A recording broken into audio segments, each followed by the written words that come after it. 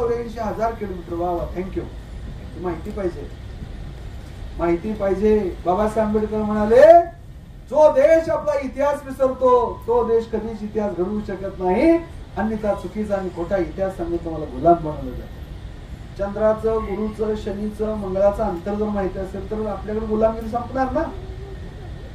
शनी कोट्यावधी किलोमीटर दूर आहे, सूर्य सुमारे 15 कोटी किलोमीटर दूर आहे.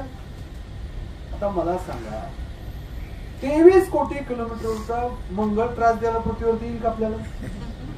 त्याचा मग इंटरनॅशनल निघेल का अपडाऊन करायला?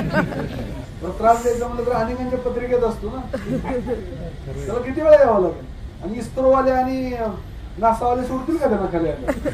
आपल्यासाठी तर ते धडपडतात. कारण कोणताही ग्रह आणि तारा मुला मुलीला त्रास देण्यासाठी येणार नाही.